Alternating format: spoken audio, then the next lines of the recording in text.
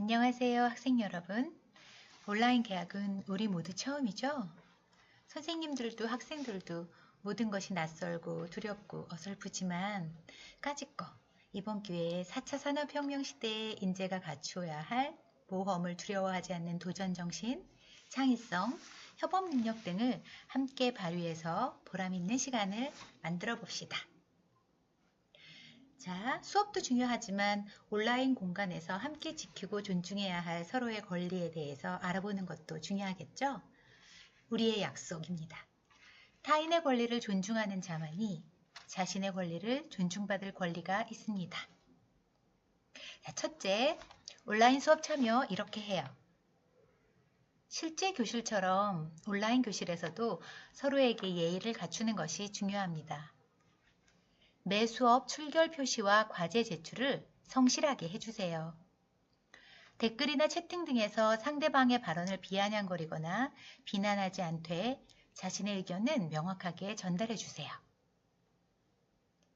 화상 수업 시 질문은 채팅으로, 화면 대면 시에는 손을 들어서 의사를 표시합니다. 온라인 수업에 어려움이 있는 경우는 담임 선생님께 꼭 말씀을 드립니다. 온라인 교실은 오프라인 교실보다 주의 집중이 어렵겠죠. 실제 수업 시간처럼 주의를 조용히 하고 수업용 환경을 조성하는 것이 좋습니다. 그리고 가능하다면 학교에서 제시한 수업 시간표대로 규칙적으로 수업에 참여하는 것이 좋겠습니다. 둘째는 온라인 수업 관련 있으면 안 되지만 행여 있을 법한 사례들에 대한 퀴즈 타임입니다. 온라인 수업에 대해서 많은 두려움이 있는데요. 바로 저작권과 초상권 문제랍니다.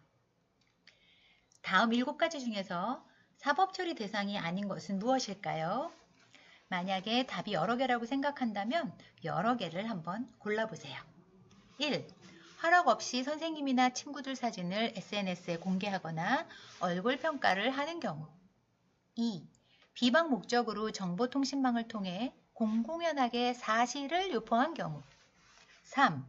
수업 내용을 임의로 편집하여 선생님이 의도한 발언 내용과 다르게 퍼뜨리는 경우. 4. 수업 중 선생님이나 친구들의 목소리를 녹음하여 돌리는 경우. 5. 선생님이나 친구들 사진으로 합성 사진을 만들거나 돌리는 경우. 6. 선생님의 강의 동영상을 녹화하거나 수업 자료를 다운로드하여 엄마, 학원, 다른 선생님, 아빠에게 보내드리는 경우. 7. 다른 학교 친구에게 우리 학교 클래스룸의 아이디와 비밀번호 등을 공유해서 들어오게 하는 경우. 자, 답을 고르셨나요? 그럼 정답을 한번 확인해 볼까요? 모르고 무심코 그냥 장난이었어도 다음 사항은 사법 처리 대상이 될 수 있다고 합니다. 허락 없이 교사, 학생 사진을 공개할 경우 초상권 침해. 얼굴 평가 등이 수반되는 경우 내용에 따라서 사법 처리. 비방 목적으로 정보통신망을 통해 공공연하게 사실 또는 허위 사실을 드러내어 명예를 훼손하면 역시 사법 처리. 사실도 마찬가지네요. 수업 내용을 임의로 편집하여 의도한 발언 내용과 달리 퍼뜨리는 경우.